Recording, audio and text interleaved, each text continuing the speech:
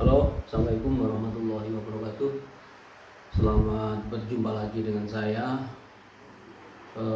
pada Sebian News Channel. Dan pada kesempatan ini Sebian News Channel akan menampilkan rubrik ikan usaha. Oh ya, para pemirsa dan sahabat-sahabat semua, saya ucapkan selamat datang di video saya. Mudah-mudahan video saya akan mempunyai arti, maksudnya ya paling tidak bermanfaat, baik itu informasi atau edukasi. Pada kesempatan ini saya akan mereview satu benda. Ini adalah limbah rumah tangga. Ini sabut kelapa ya, tidak asing lagi. Nah, sabut kelapa ini kalau kita kelola dengan baik, ini mempunyai manfaat yang sangat banyak dan luar biasa untuk kehidupan manusia. Saya sudah 1 tahun, kurang lebih 1 tahun lebih sedikit ya, menggeluti dunia persabutan dalam bentuk produksi kokopit, kemudian koko fiber, dan koko kristal. Kokopit diproduksi untuk media semi tanaman. Kemudian dan alhamdulillah juga sudah masuk di pasaran pasar toko-toko ya, di toko-toko pertanian, dan sudah mulai direspon dengan baik.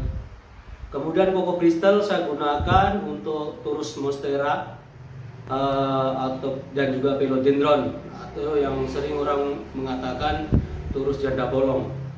Kemudian koko kristal saya gunakan untuk membuat mengganti bulu mahkota Papua yang selama ini dikenal berasal dari atau menggunakan media bahan berupa bulu burung ya, baik bulu burung cendrawasih maupun bulu burung kasuari. Dan burung-burung itu saat ini sudah mendekati punah ya, dan sudah dilarang untuk diburu dalam bentuk besar-besaran oleh Balai Konservasi Sumber Daya Alam Provinsi Papua. Nah, berkaitan dengan mahkota Papua, ini juga saya telah menemukan momen dan saya mendapat challenge dari Ibu Wakil Gubernur ya, Provinsi Papua, dan alhamdulillah saya bisa membuat replikanya, sehingga perburuan buru burung untuk mahkota Papua minimal bisa direm atau dikurangi, sehingga kerusaknya habitat hutan. Karena untuk kegiatan-kegiatan spiritual dan lain-lain bisa terkurangi dengan saya telah menggantinya, membuat replika atau imitasi bulu burung tersebut. Mohon maaf tadi saya sebutkan mahkota Papua untuk ritual ya. Maksud saya adalah mahkota untuk seremoni, baik itu kegiatan karnaval dan sebagainya. Tapi kalau untuk mahkota digunakan untuk ritual spiritual ya, keagamaan dan sebagainya, berkaitan dengan adat istiadat, itu tidak bisa diganti dengan material apapun, karena itu sudah menjadi patokan adat istiadat setempat. Dan itu jumlahnya juga tidak banyak, tidak harus memburu burung sekian ratus ekor atau sekian ribu, tidak, tapi karena hanya ada satu dan replikanya satu, jadi dua. Ada cadangannya begitu, dan itu adanya di tetua adat. Ini adalah contoh replika dari mahkota Papua ya, mahkota Papua yang menggunakan koko kristal atau serat dari sabut kelapa, dan ini sangat lembut dan tidak membahayakan, dan ini sangat kuat ya. Dan saya berharap dengan potensi yang ada di sekeliling kita bisa kita konversi, bisa kita manfaatkan sebesar-besarnya. Karena apa? Bahan baku yang ini merupakan replika dari mahkota Papua ini adalah bersifat organik karena terbuat dari bahan-bahan yang ada di sekeliling kita, dari alam di sekeliling kita, yaitu limbah rumah tangga. Nah, ini adalah pesanan dari Universitas Yapis Uniap Jayapura. Ini dia ada kegiatan akademik yang mengadakan seremoni. Dan ini saya mendapat pesanan ada 10 mahkota. Nah, kemudian bulan Agustus ini saya mendapat pesanan juga dari Paguyuban Pasundan ya, 1913 ya. Jumlahnya kurang lebih 50 ya, 50 buah mahkota. Karena untuk kegiatan adat istiadat berhubungan dengan antar dua wilayah daerah. Oke teman-teman, sahabat sekalian, selain koko Bristol atau serat kasarnya yang saat ini baru saja saya kelola, ada juga beberapa manfaat dari koko Bristol, yaitu bisa untuk membuat tas khas Papua atau yang disebut dengan noken. Tapi untuk satu hal ini saya belum mendapatkan seorang yang bisa untuk saya ajari. Saya berharap ada orang yang saya mau dan saya ajari untuk membuat noken terbuat dari serat koko Bristol. Karena dengan adanya serat koko Bristol sebagai bahan baku tas Papua yang disebut noken, maka perburuan akar anggrek ya itu akan otomatis akan terkurangi. Noken Papua, noken ya atau tas khas Papua yang terbuat dari akar anggrek itu harganya luar biasa. Untuk saat ini yang original itu sekitar 6 jutaan. Nah kemudian ini adalah koko Bristol yang bisa dibuat untuk mengganti akar anggrek. Dan bahan bakunya sangat melimpah ruah di sekeliling kita karena ini adalah merupakan kulit kelapa ya, daripada dibakar atau ditimbun ya seperti itu. Oke, sahabat dan teman-teman pemirsa Sofian News Channel ya. Selain mahkota tadi juga saya tadi sudah sebutkan di awal, ini adalah Turus monstera atau Philodendron, juga yang sangat familiar disebut sebagai janda bolong. Jadi adalah turusnya. Turus itu adalah panjatan ya. Turus itu bahasa Jawa dan bahasa Indonesia saya belum menemukan ya untuk sebagai pengganti. Ya panjatan itu, tapi namanya turus. Nah ini terbuat dari koko fiber ya, serat yang sedang. Jadi dari kulit kelapa ini ada serbuk sebagai bahan baku kokopit ya, ini kokopit. Kemudian serat halusnya koko fiber ya.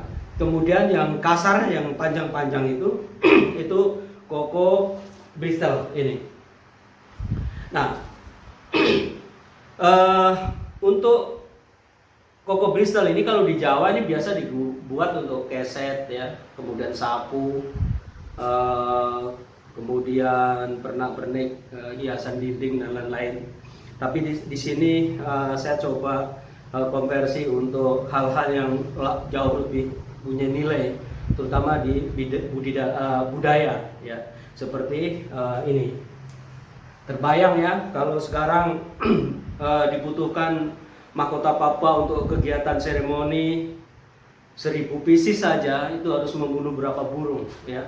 Tapi dengan adanya koko Bristol ya, ini paling tidak ekologi lingkungan kita mulai bisa ditekan dari kerusakan perburuan burung-burung yang ada di habitatnya. Selain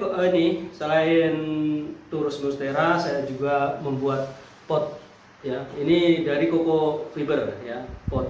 Ada pot yang kecil, bulat, kemudian pot setengah lingkaran ya, kemudian pot anggrek ya, ini yang persegi 4. Juga ada yang lebih besar lagi, ini. Juga ada yang lebih tinggi ukurannya. Jadi lebarnya sama, tingginya 2 kali lipat. Saya berharap kepada para stakeholder di Provinsi Papua, coba kita gerakan potensi lingkungan kita, sumber daya alam yang ada untuk sebesar-besar kemampuan rakyat, ya. Karena apa?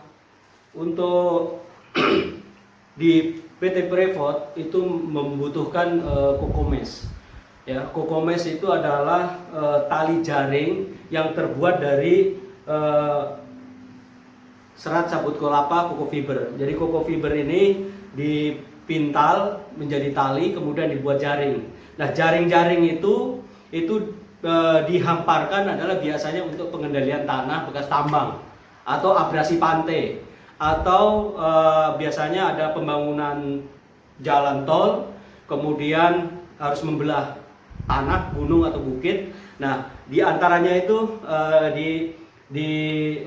dilambari atau dihamparkan kokomes.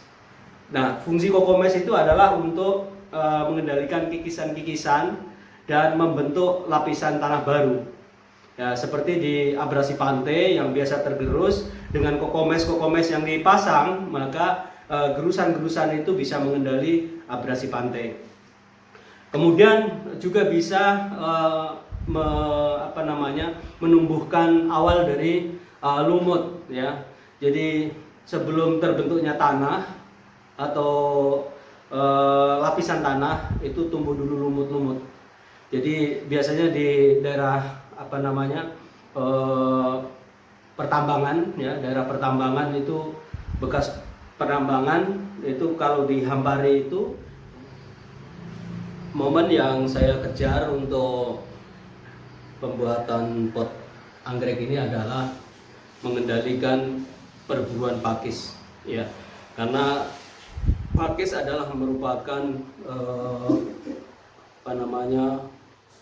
awal dari kehidupan sebuah belantara atau hutan.